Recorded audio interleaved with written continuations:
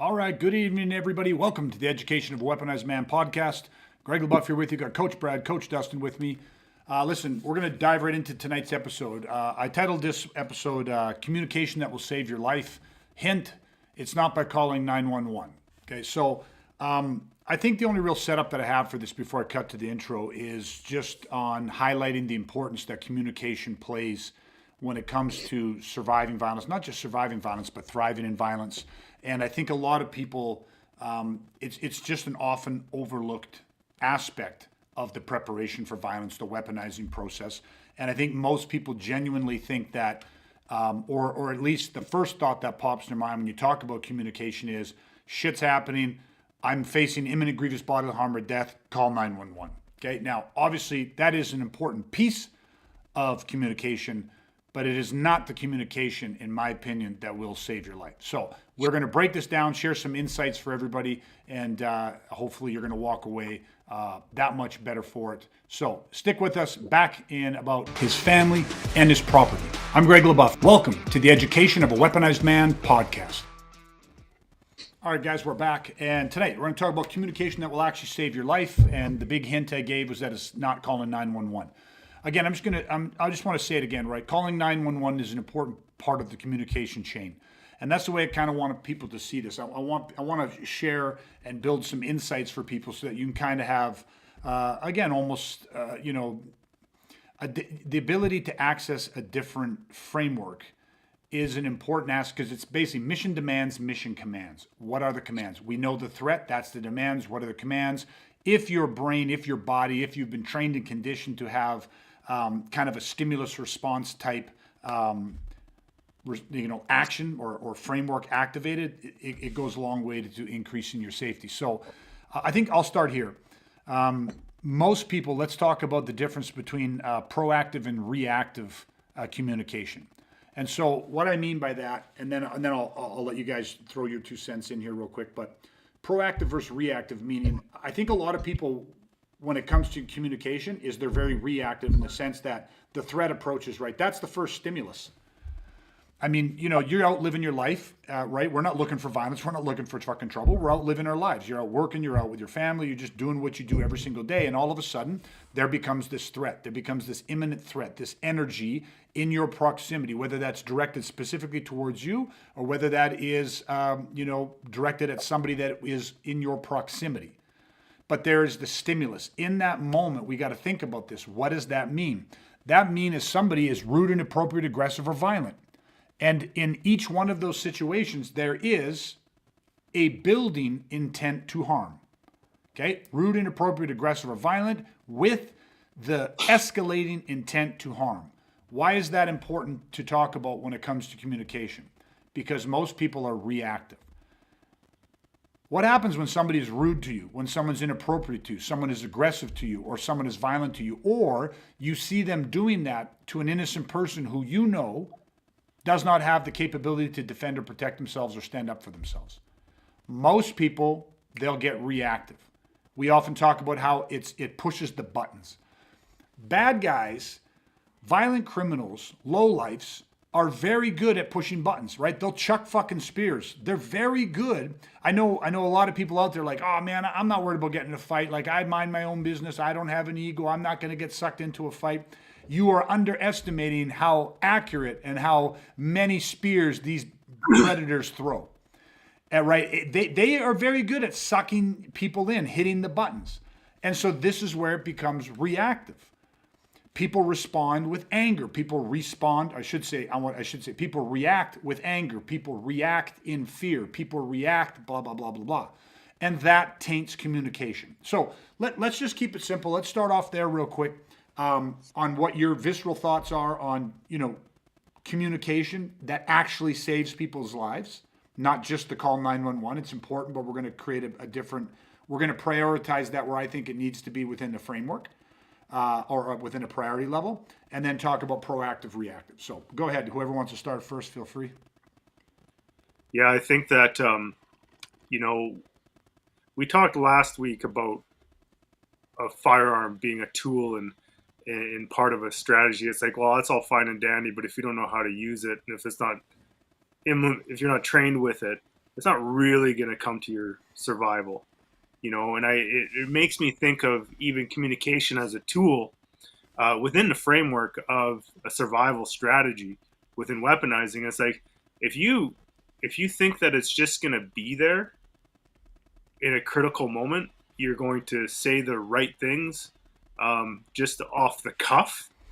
You're mistaken, greatly mistaken, because again, like you need to have a strategy, and it needs to be part of a survival strategies, and it needs to be trained, or else it's not going to be there, just like anything, right? So I think that it's another, probably like what you said, a very very overlooked part of people defending themselves, because you can get sucked in.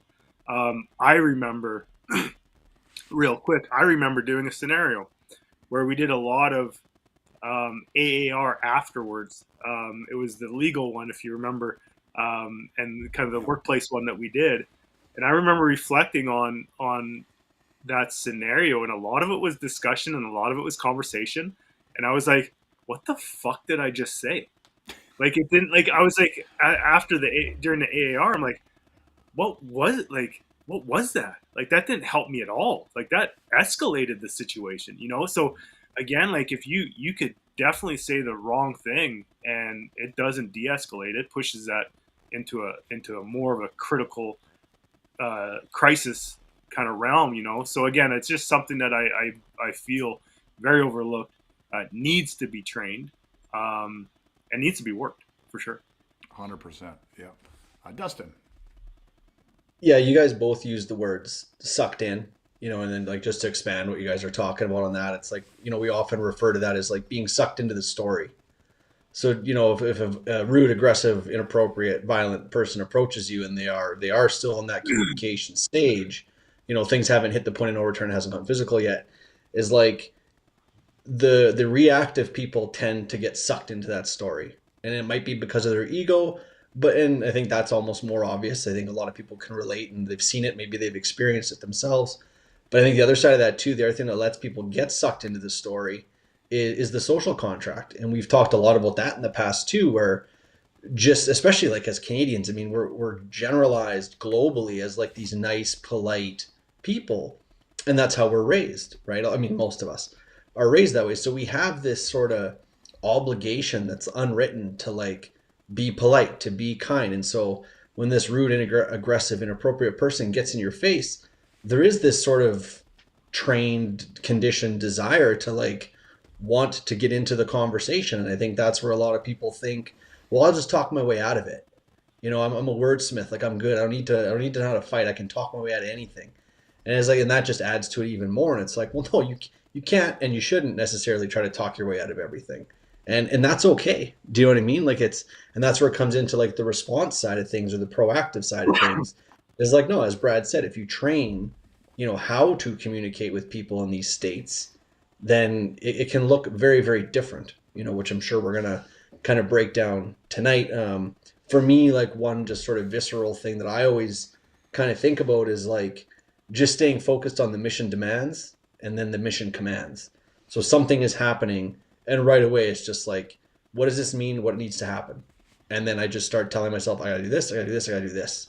And it certainly may not have anything to do with what socially might be the most appropriate thing, because I don't care. Because my priority is not to appease this person, it's not to participate in a conversation or whatever with this person. It's like my mission is survive, right? So Yeah, 100%. Yeah, I think the visceral responses to this, obviously I agree with it, and they're a huge part of it. And I think what I would do to expand the scope is, tonight we're obviously talking about communication. And again, it's like communication that'll actually save your life. And so now I think what we can do is, with everything that you guys talked about, I want to add in a different angle on this. And so almost direct versus indirect communication. And so what I mean by that is, if you have, let's just keep it really simple. You have a threat in front of you. Let's just keep it as a singular threat, right? Clearly, it can be multiple opponents and all this type of stuff. But if you have a singular threat in front of you, and there is verbal discourse that's happening, there's posturing, there's discourse, there's yelling, whatever it happens to be. You got a rude, inappropriate, aggressive, and violent individual with the intent to harm. If that person's in front of you, there is the direct communication to that primary threat. So again, they are yelling, screaming, shouting, whatever it is, but there is some sort of verbal, I won't even say interaction, because it's not a debate. They could be very hardened in their position, so they're making a bunch of statements. But the point is, there's communication being directed at you, and there is the direct response to that. And like I said, are you responding tactically, strategically, or are you reacting and you're getting sucked into the emotional, like the personal side of it all? A guy screaming at you, fucking this, and it's like, what's your problem? What's your problem? I don't got a problem. What are you going to do about it? All this type of shit. So that is the direct communication. Now, I just want to set off this because it's not actually my intent on this episode to go into what some of the fundamentals of that direct communication is. We would, and we can direct people to programs like Verbal Judo. We run one that's called Personal versus Professional, which I've done for a lot of different, corporations and stuff like that.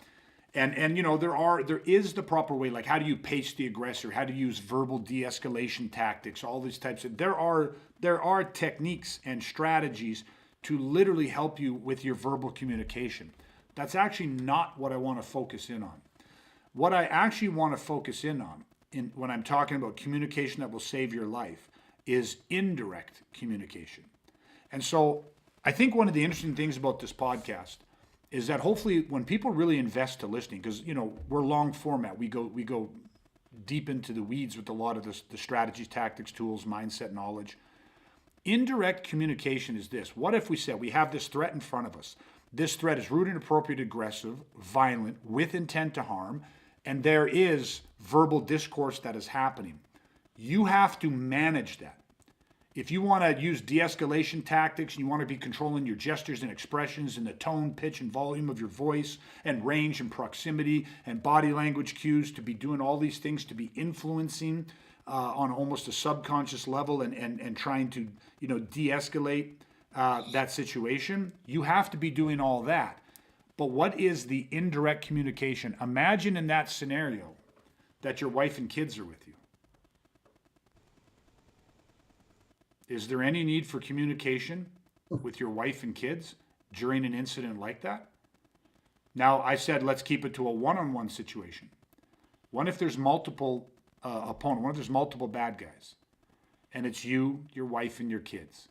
While you are dealing with the direct threat and you are dealing with the communication of the threat, all of the preamble, all of the pontificating, all of the verbal discourse, and you are trying to working the de-escalation, pacing the aggressor, using body language, gestures, cues, tone, and all this stuff to try to influence the rate of escalation, okay?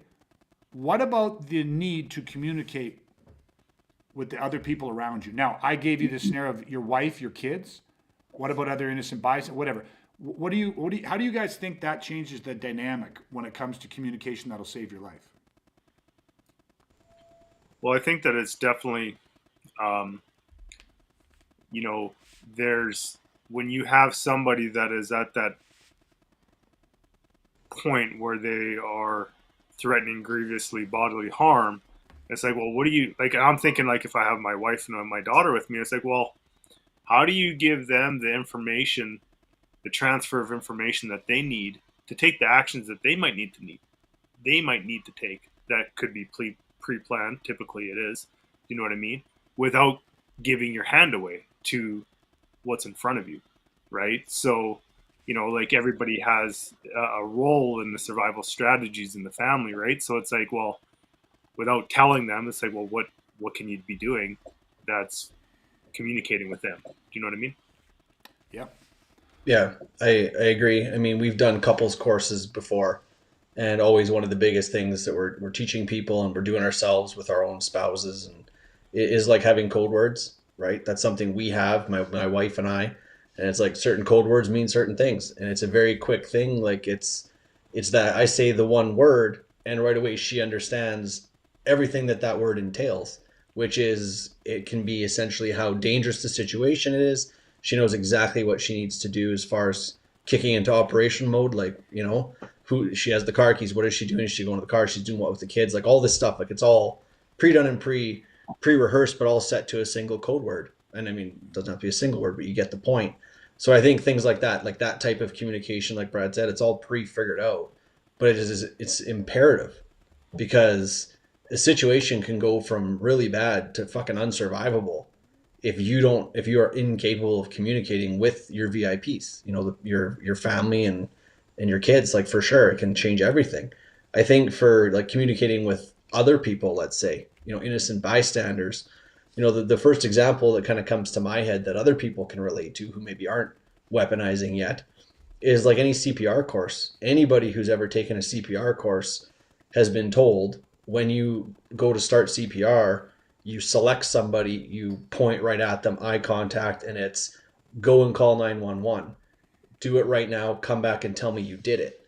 Do you know what I mean? It's more alpha commands. It's not, hey, can you go do this? Like you demand it.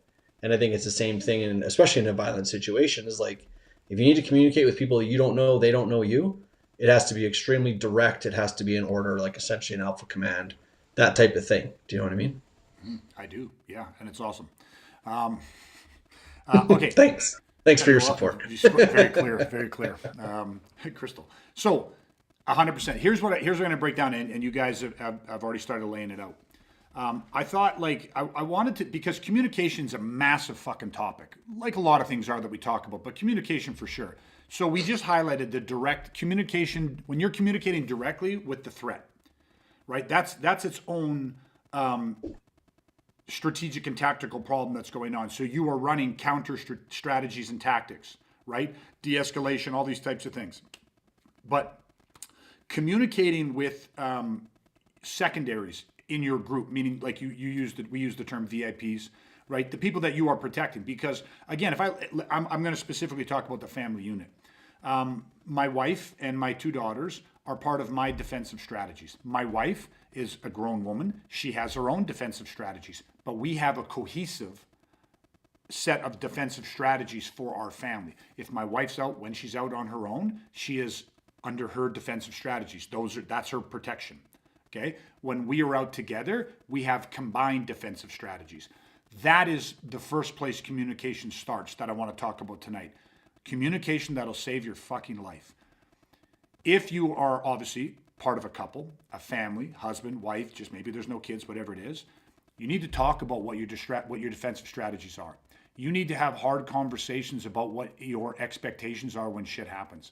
I'll just give you one quick example. We love to throw scenarios at couples where all of a sudden the scenario is the husband walks in, or we have the scenario set up, the husband comes in and his wife, somebody already has his wife with a knife or gun to her throat or gun to the head. And so the husband is now, we set it up and make it very challenging. There is obstacles in between the husband and the perpetrator and his wife. So it's not just a clear shot. He can't just rush in, all this type of stuff.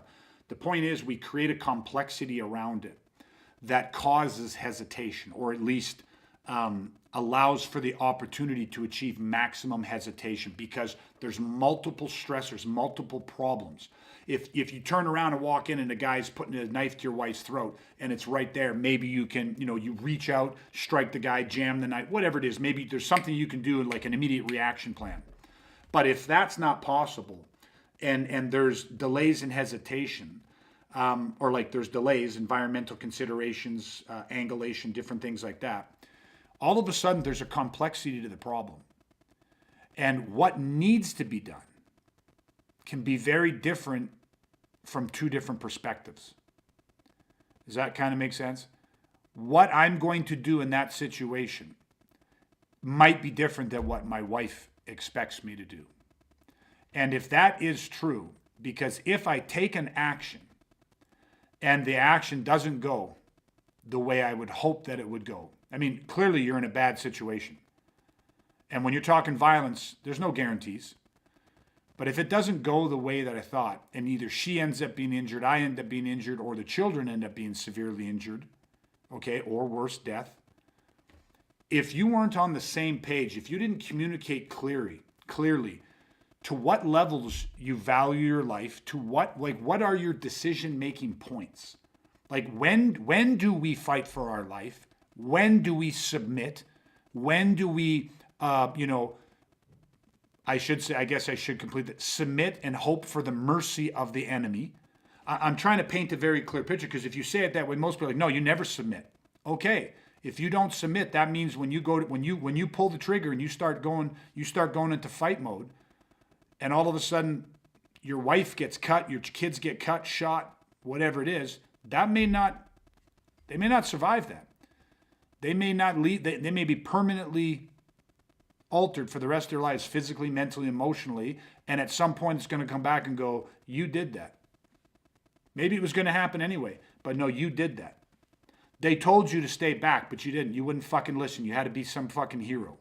You had to do this. You think, like, what the fuck were you thinking? And say, well, what I was thinking was that we weren't. Why would I submit? Like, they were going to kill us anyway. They were going to do it. I'm not. I told you 100 times. I'm not fucking going down that way. I'm not going to fucking get on my knees, let them duct tape me, and then, fucking cut my throat while I'm fucking duct taped helpless. And you see what happens? That communication, you might physically survive the altercation, but you'll lose your life. It'll destroy you.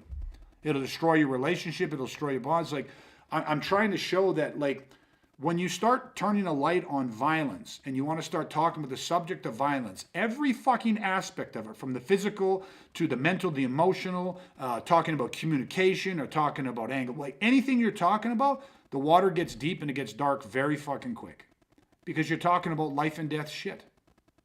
And these aren't things that you get at your, 7-Eleven self-defense course. They're not going into these deep waters.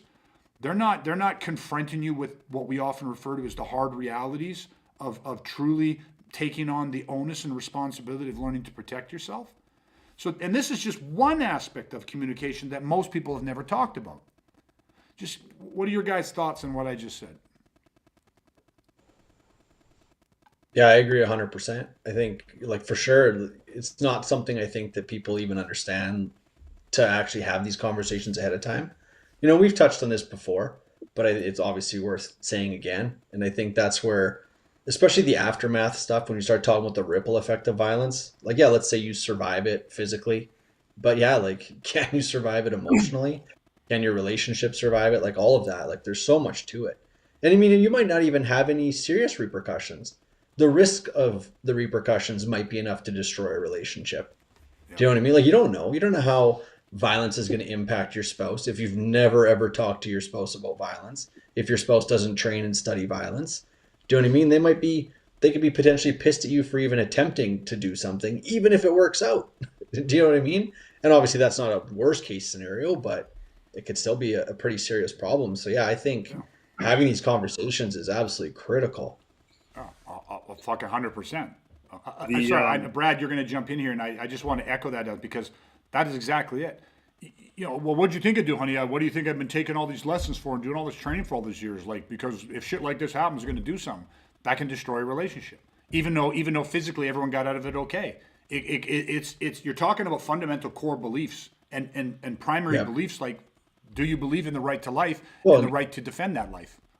And you're talking about trauma. Do you know what I mean? Like, you have to remember that just because you survive doesn't mean you, your spouse, anyone else doesn't come out with PTSD of some sort. Yeah. So, I mean, trauma is a tricky thing, and you don't know how it's going to affect people. So any work you can do on the front end. Relativity of your beliefs, right? You know what I mean? If you're acting, the quickest way to get a case of any type of stress disorder is to act not in accordance with your conscience.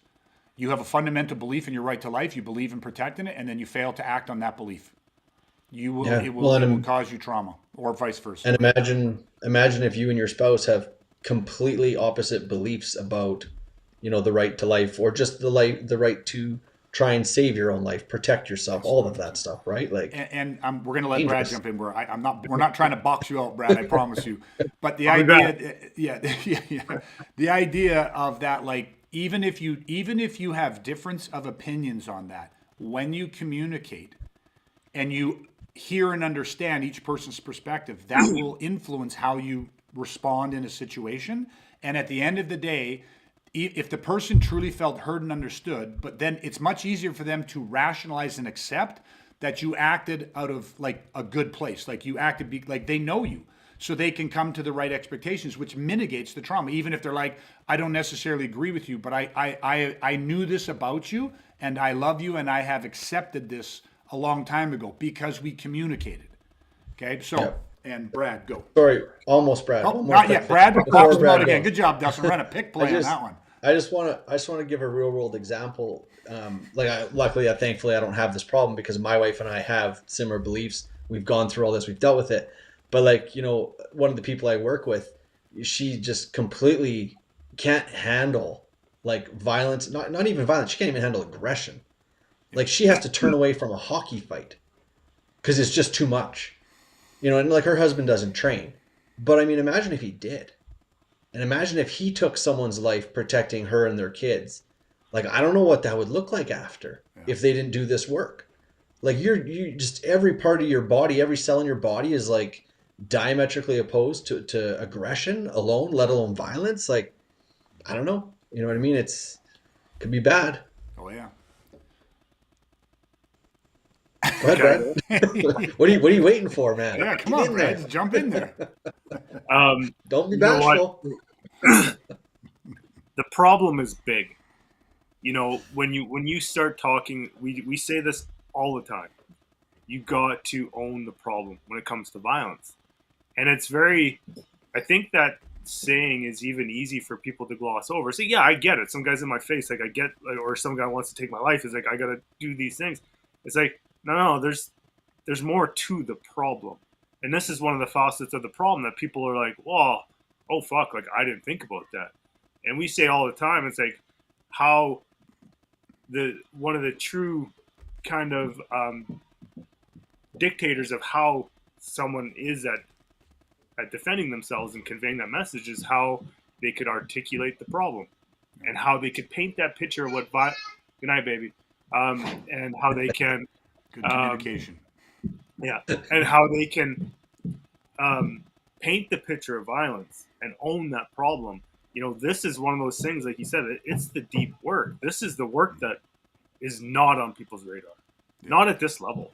And when you think about, oh, I'm going to own the problem, I'm going to weaponize against violence, and it's like, well, the physical act, and we know this, we talk about it all the time, is not the most critically important part of your survival, right? Yeah, 100%. Yeah. Yeah, and I think that's. I was just gonna say, like, you know, the warrior path can't be walked alone. It's like if you have a family, you know, and I think a lot of spouses, I don't think understand that. You know what I mean? They don't get that you can't just be like, okay, yeah, see you later. Oh, you're going to train, you're going to weaponize, like, goodbye, and like that's it. It's like you have to be involved in it, like whether you like it or not. That's the difference between recreational and professional.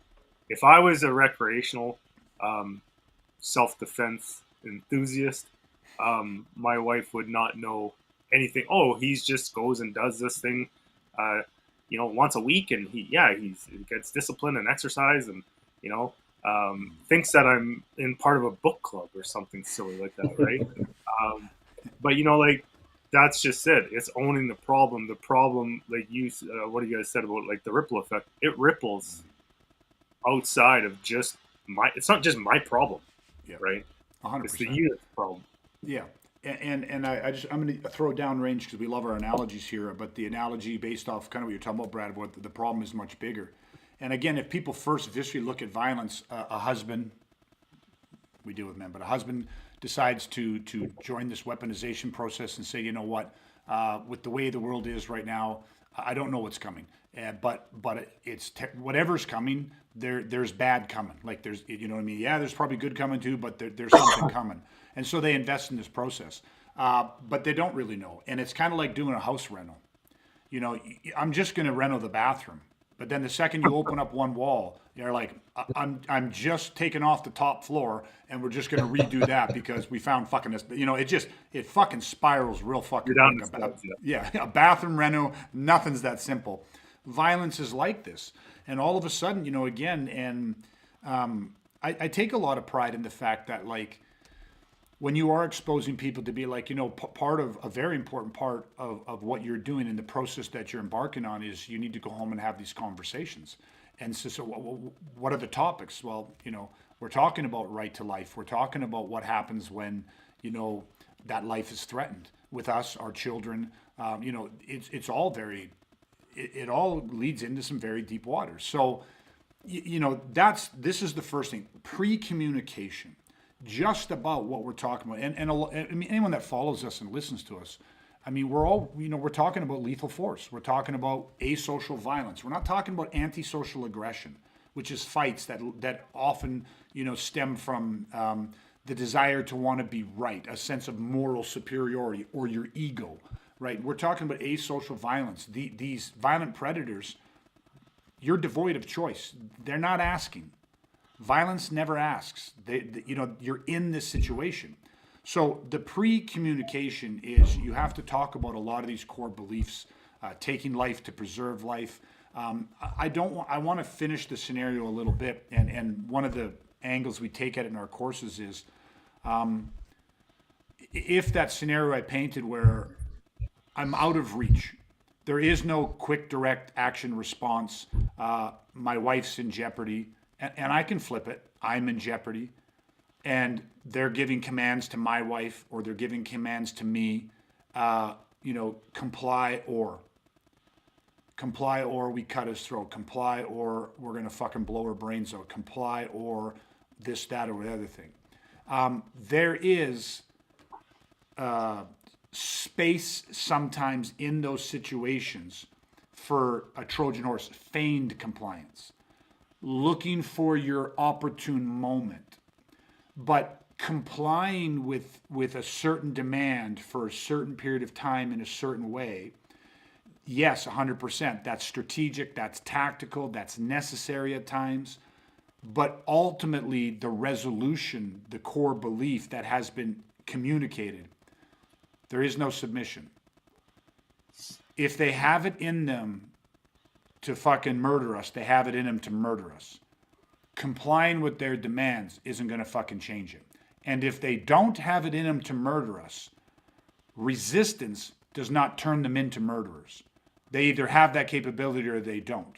And oftentimes people are paralyzed, the benefit of the doubt themselves to death, we call it, because they're so afraid that what they do, what they say will be the wrong thing and it will cause a bad outcome. It's a horrific situation. You're in this situation. You don't know. If the person has it in them to murder you, they had it in them. It was there.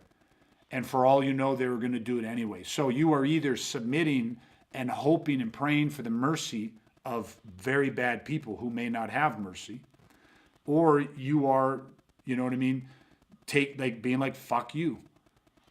One of the things they found in they've done multiple studies like this, trying to identify is there a technique, is there something people do that people that survived trauma, violent trauma, and had less injury, or I should say it this way, they had less stress, like post-traumatic stress disorder from it. Less they recovered more, even if the physical injuries were there, their mental and physical and spiritual health was more resolute. The one thing they could identify was the people did something. They did something, they did it quickly, and they did it fucking decisively, which means what? They had a predetermined belief that they were going to fucking fight. Their life has value, and they were going to fucking fight. So even if it ends up in the worst, someone loses their life, and this is my thought on this, because of the training I have, you can never call me victim. And that does not mean that I'm going to survive no, it's the exact opposite. If my body falls in a violent situation, they've only ever defeated my body because I'm not a victim, because I will defend myself. And so when you have somebody who has the spirit to defend themselves, even that people die, this is what happens in violence, this is what happens in war. We always use the analogy of Navy SEAL, one of the most trained elite warriors on the planet, steps off a helicopter, takes a bullet in his head before he even gets his gun out of his holster. He's not a victim. He's a casualty of war. He's not a victim. Victim implies helplessness. Casualty just implies casualty. That's what happens in combat. We accept that. So if in that situation they are trying to get my wife to comply, I would rather, at the risk of, she knows, well, he's not going to comply anyhow. So if you're going to cut his throat or you're going to shoot him, fucking do it. But I'm not getting on my knees. I'm not letting you take my kids. Fuck you. Like, whether that's make a run for it, whether that's start fighting for it, whatever the fuck it is. She's going to do what she's going to do, and I already know that. So I'm going to do, because I know she's not submitting. Now, again, having the training to find opportune moments to maximize your efforts, that's fucking strategically smart. But the point about having these pre-communication sessions and knowing where our beliefs are and our values are, how we stand on this decision, I don't get how you're training to prepare for violence without having that conversation.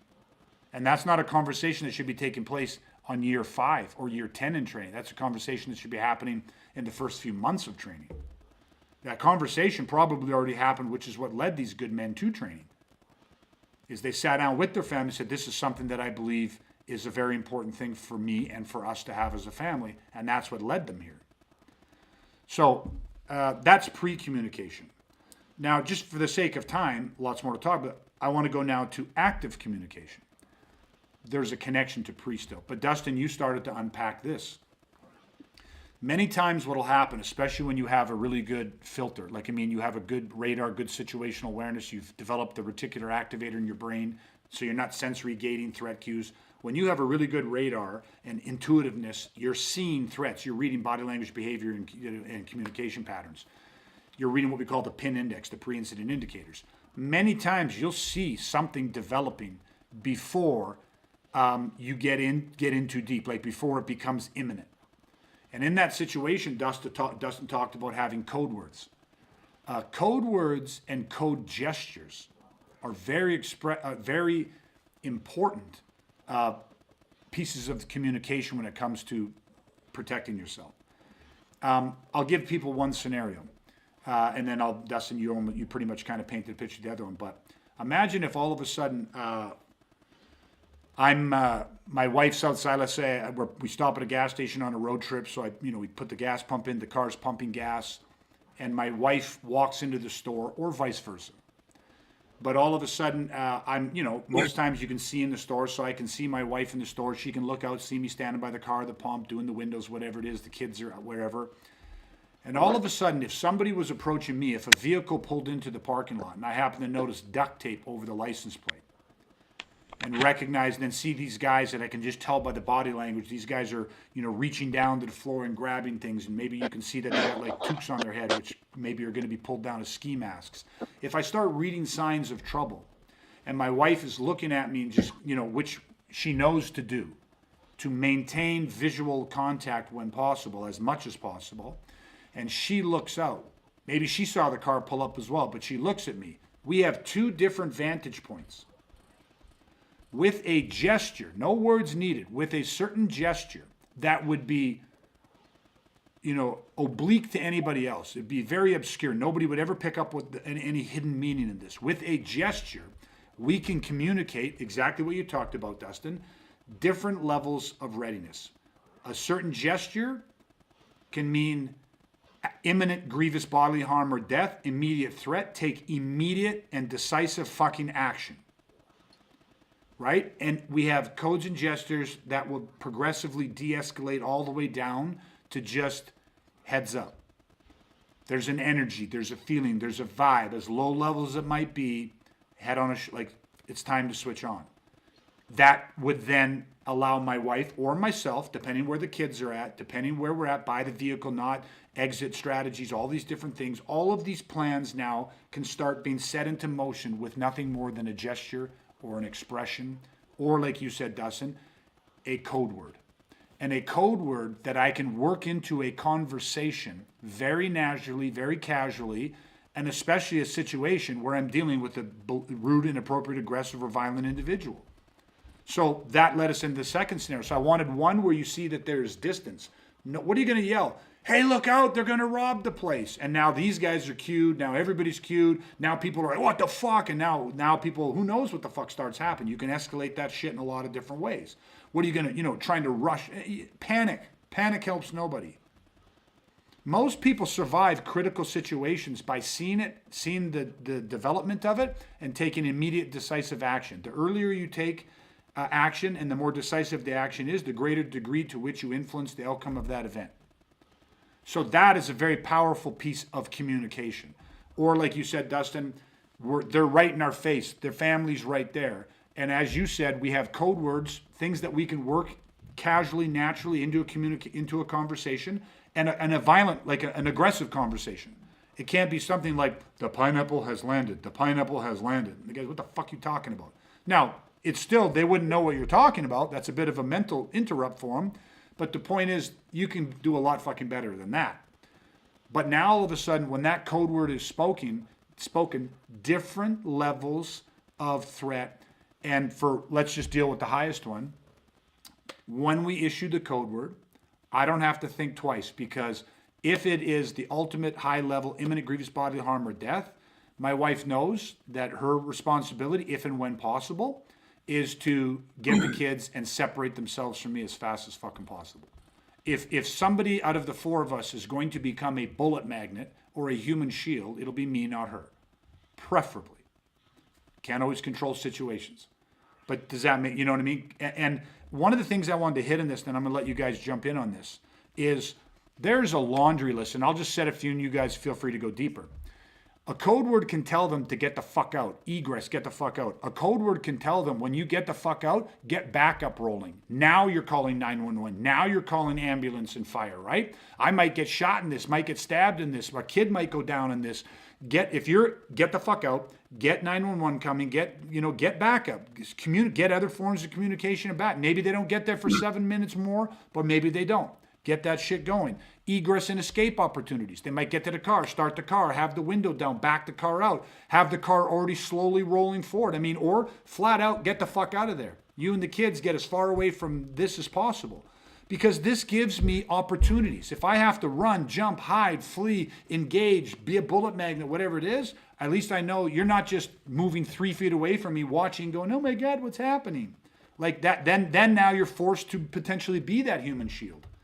So I'll pause there on my rant and let you guys jump in on it. But now we're talking about active communication in that moment, whether we are within verbal distance or we are outside of verbal range. We have gestures and expressions, and then you guys can add in on that. Yeah, one comment I have is, I think a lot of people hearing this, especially the part about like the wife and the kids, and in our cases, we've all talked to their wives and said, yes, if it gets to this level, it's all egress. Like, separate yourselves, everything you just said. And I think for a lot of people, they'd be like, well, yeah, of course, that just makes sense.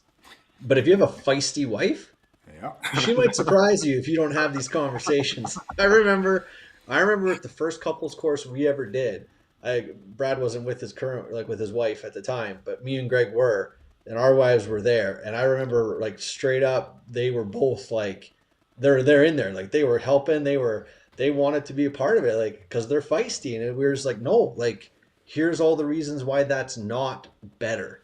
Like, yes, I appreciate you would want to help, but when you break it all down and then they realize, oh yeah, no, okay, I can actually be of more service in a different kind of facet. But like, I think it's important for men to kind of hear that and to understand that, like, don't just assume a woman, because they're a woman, is going to be okay with that. Like, they have to understand the value in that role. And when they can own that, then they can be okay with maybe doing what isn't their visceral reaction to violence. So yeah, and I know, again, I don't want to box you out, Brad, but a real quick story: law enforcement officer down in the States. He's a sheriff. He's off duty. He's with his wife. He gets a call. One of the deputies needs backup. They're serving a warrant on this guy. He's in his civilian car, civilian clothes, with his wife. Left the grocery store, rolled up for backup. Gets there. He's there before the other deputy. He starts to walk up to the house. He sees the other deputy coming, and he's shot through the door several times. He goes down. His wife, the car's parked right out front. His wife sees this. She says, even in herself, her instinct was to run to him, right? Because, you just see the person you love shot down. But he had trained her. They had pre-communication. And now in active distance, what she did was jump in the driver's seat, back the car up to a safer perimeter distance, got on radio dispatch, called in the other officers, made the call, called in the ambulance, got everything rolling. Other officers showed up. There's an ensuing firefight. The officer actually who went down was hurt, like injured, but not out of it. And I believe, if I remember correctly, I can't remember if he was able to access his weapon because he was carrying, even though he's off duty, it's in the States, and he was able to discharge his weapon. I can't remember if he took down the perpetrator that the officers did. The point is, if his wife had ran to him, she would have forced him to have to reveal that he was still alive and, put him in a more precarious position. So really good training, is what overrode her initial shock instinct, the reaction. He had trained her to take action or have a response. And that is, and just a real connect on it. When you have your partners, wives, whatever, when they train and they have training, can they stay and be a real asset in that fight? Yeah, they can, 100%. What we were talking about a lot is if you're out as a family unit and you have kids, even if it's your wife or it's you, if one's got the skill set, if they both have the skill sets to fight, someone needs to get those fucking kids the hell out of there. You become their protector. You egress. Your whole job is egress them.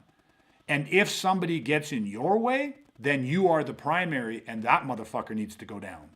And so having a partner that has the skill sets, that understands how to defend, protect, is weaponized, is a vital fucking asset. So yes, they can be, but then have you done work on how to fight in unit?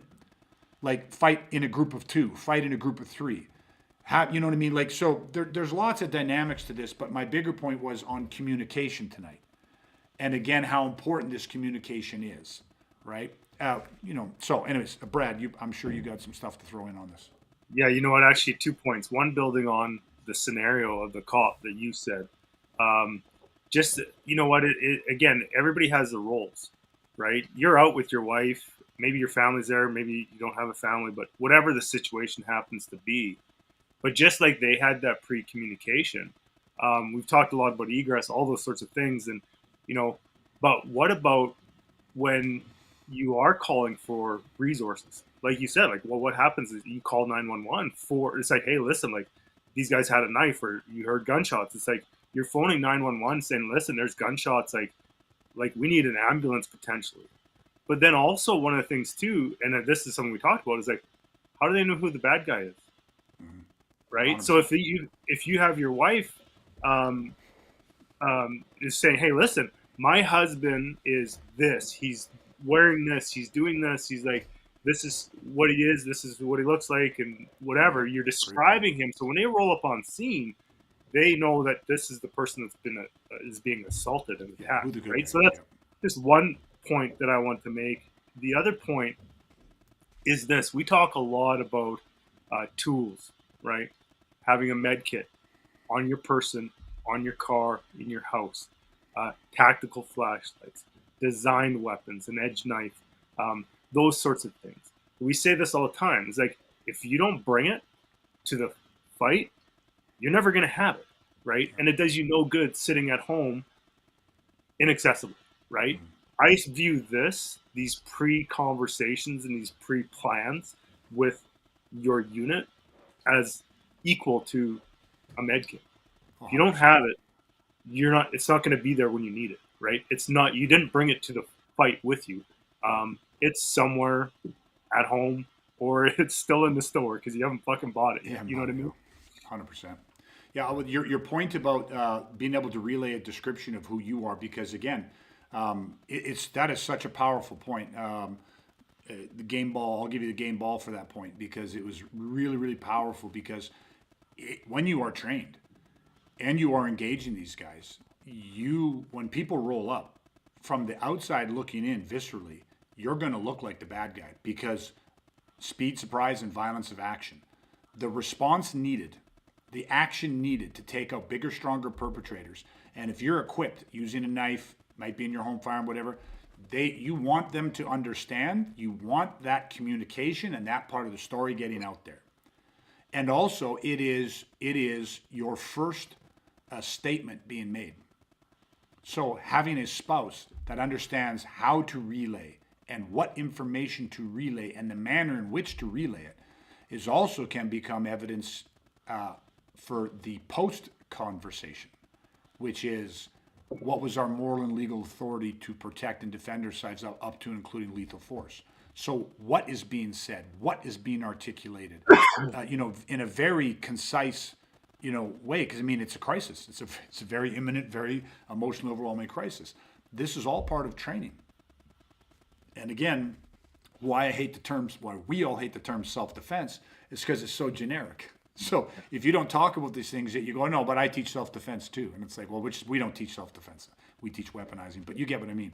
It is just way too simplistic of a term and too vanilla that it just doesn't even come close to preparing people for what's happening here, right? Yeah, you're And what's training going for to happen. part of a problem, Yeah, not the problem. yeah, and a very small part of That's that right. pump. Yeah, 100%. So, so I think that's the middle piece there. Is like, so you have the pre-communication, you have the active communication, and then what about post-communication? What do we think is so important about the post? Now, I already started to allude a little bit, and part of what this is as a family unit. I'll just expand that part out. But the legalities of this. Having like myself understanding what threat cues are, what constitutes legally constitutes signs of aggression, violence, but like specifically intent to harm in another human being. Like, how do you measure that? And it is measurable. Aggression, violence moves linear. It is either mutating up or it will be de-escalating down. Escalation isn't random. It can skip, but it's always going up or it's going down. It can, as fast as you blink, a guy can go from, he was fine, and the next thing I know, boom. But it's not random. There are signs, there are indicators, there are stages, right? And some charts, depending on the chart, there's 9 different stages of escalation. A guy can go from stage 1, trigger phase, straight up to stage 9, crisis phase, as fast as you fucking blink. But there's indicators. It's not random. My point being, if I understand and I see those cues, and I can articulate those cues, that's great, that helps, that's perfect, and I'll need to do that after potentially. But what if my wife also understands those cues? What if my kids, as they get older too, even when they're young, they understand the cues? All of a sudden now what you have, it's not one person. It's not one person's reasonable opinion. It's 2 people's reasonable opinion. It's 3 people's reasonable opinion. It's 4 people's reasonable opinion. Every single person in your family dynamic has intuition. They will feel and react, respond. They will feel the threat. They will feel tension. You think kids can't feel tension in a household? You think kids can't feel like all this type of stuff? But at what point do you start sharing and refining and building the filter in your children? What age?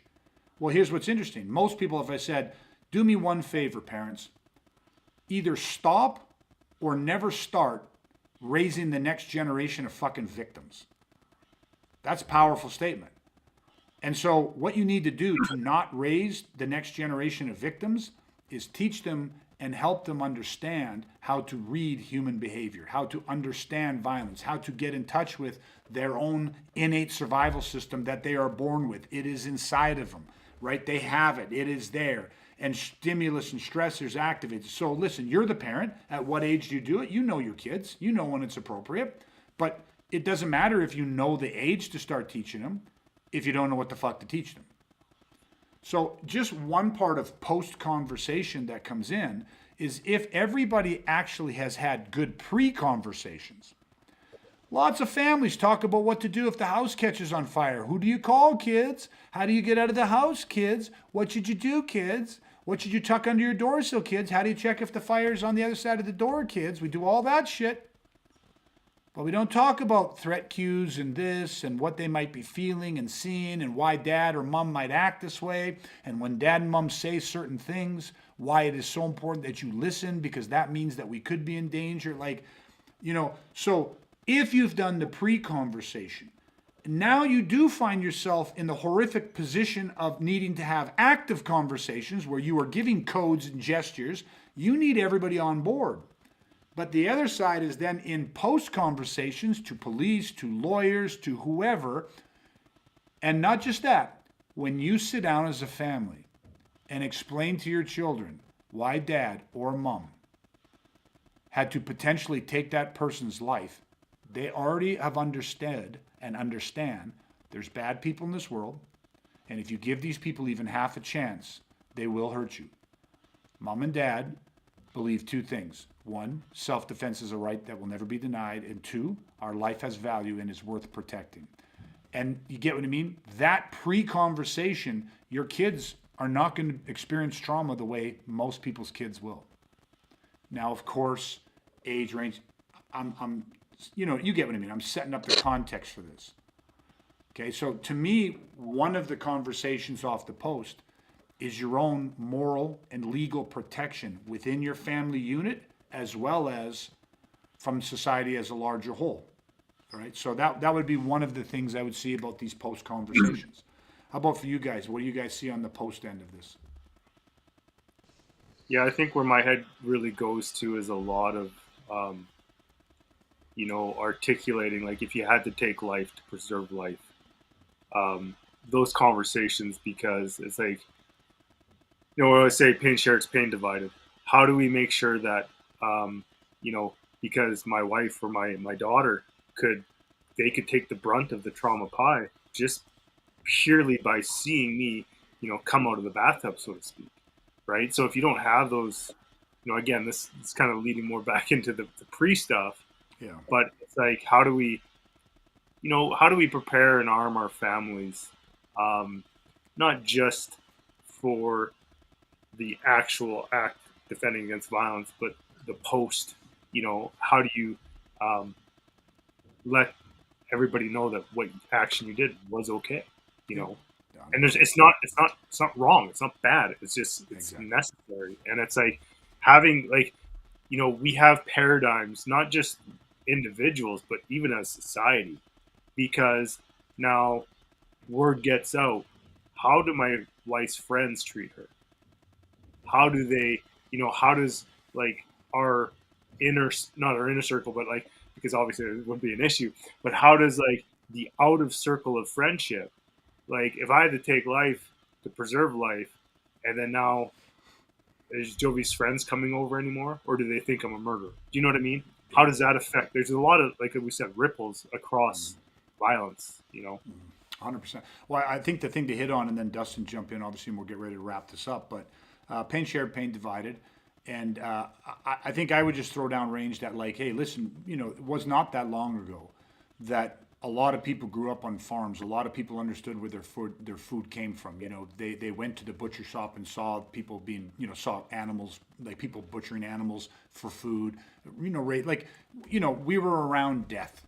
It wasn't that long ago you brought the body of loved ones home and you were involved in the preparing of the body for the burial. Like, and kids were around it, and kids were taught to understand life and death and part of that natural cycle. And violence is, like, all of these things. My point is, people are resilient. Kids are very resilient. This is not things that when you start talking, teaching, educating, is traumatic for them. It is just a part of life. And again, it comes back to just the simple acceptance that most people in this world are amazing, beautiful people. But there are people in this world that are willing to hurt you if you give them even half a chance. And we, as a family, as individuals, believe in our right to life, and we prepared to face those individuals if we ever have to. And it's very normal stuff. And one of the things that I wanted from this conversation is every part of it, active or post, all leads back to what? Pre. It all leads back to pre-conversations. You have to have these talks. Rationalization and acceptance needs to be put to the front end. If you wait to have experience, violence touches you. You go through the guilt and horror. You go through the trauma. You can spend the rest of your life, or worse yet, your family members can spend the rest of their life trying to rationalize and accept a trauma that happened to them. If you have pre-communication, that will save your life, because the rationalization and acceptance, when you communicate with each other realistically, clearly, and you work through that, it is a process. Rationalization and acceptance is now on the front end. That's the body armor. Physically, mentally, emotionally, spiritually, that's the armor. That's the PPE. That's the protective equipment. Then when the trauma comes, when the event happens, you will take far less of that guilt and horror and trauma pie, and people, everybody in that circle, will fare far, far better. You know what I mean? Because of that. So that was, and that was kind of my closing statement. So Dustin, you can kind of throw down your 2 cents here and we'll get ready to wrap it up. Yeah, I think you guys nailed it. I mean, definitely for me, a lot of it is the post is covered by the pre for sure. The better you do the pre, the easier, and in a sense, the less you have to do the post. But I think, and another expression we use all the time, it's not what you say, it's how you say it. I think that plays a lot into the post kind of part of conflict, especially when you're talking about kids, how you talk to kids. Like Brad talked about how you address it in more your outer circles is like, it's like, well, yeah, well, what are you saying? Do you know what I mean? Do you know how to say it properly? Do you know how to paint the context for the content for it to make sense to people? And then I think that's really where it is. It's in that education. You know, when I think about my kids, is like you don't tell the kids something as generic as like, oh, never hit. It's like, well, no, like it has to have way more context than that. Whether it's don't hit your sister, or I know one my brother used, I heard him say it to his boys because they fight a ton. And it was like, no, we only hit bad guys, but again, it's like, it's a funny little thing, but it's like, but if that kid, that boy, those two boys hear that for 15 years, is like, that's very different than being just told, don't hit, don't hit, don't hit, don't hit, don't hit, don't hit, don't hit. And then all of a sudden they see dad hit and do far more than hit somebody, completely justified. Right away, that's like, whoa, that is completely contradictory to everything I've ever been taught. Well, now you got a big chunk of trauma pie or a broken relationship or whatever it is. So it's like, that's what I think is just like, how are you saying these things when you talk about things to kids? Obviously age appropriate, but when you do, it's like, how are you doing it? Are you doing it in the right way, in the right context, all of that? Yeah, very well said. Great wrap up. Jeez, you guys really hit some good parts. If I could split the game ball in half, that was a nice one at the end there. I like that. Okay, so, but you know what? I can't, so I'll just keep it. Game ball goes to Greg. Thanks, everybody. I appreciate that. Okay, I love it. It's okay. We're not here for the belts. It's okay. Yeah, I am. Fuck you. No. Okay, a really deep conversation. Like we could go deep on this. I'm glad I went with this topic. Again, I really like with the podcast, try to get people to look at maybe something and see it, because it's not always what we think, and it's not often what's put out there, for the first visceral thing or that, common knowledge or whatever, right? So I hope that anyone listening to this found value. I believe that this episode is definitely, everybody should hear this because it will hopefully start a lot of conversations. Get the communication active, because this is the communication that will save your life. And remember, we can't just define saving life by physical life alone, like breath, like I'm alive. Relationships, family, these are the things that are most sacred to us and the men that train with us, right? Providers, family men, husbands, fathers, brothers, sons, that is our life. That is our world. Our motivation stems primarily from a real fucking deep sense of responsibility to be there for our families, especially in dark, challenging moments. And of course, interpersonal human aggression, violence is stuff to find darker than that. So these are critical things, right? So hopefully everyone found value in this. And you, again, if you have, please feel free to share this, comment on this. Don't forget to like and follow us, whether it's Facebook, Instagram, or YouTube, whatever. Awaken to Protect Our Within. We just appreciate it all. So your support means a lot, and your sharing and helping, that's how we grow this. So Dustin, Brad, thank you guys so much, as always, for your time, your expertise, your knowledge. You get nothing out of this other than just the joy of contribution and knowing that you have the opportunity to help make other men more weaponized and safer. So really appreciate it. And that's it. Thank you guys all for listening and downloading and all that kind of great stuff. We appreciate it. So that's it, everybody. Until next time, please stay safe, stay weaponized. Chat again soon, everybody. Take care.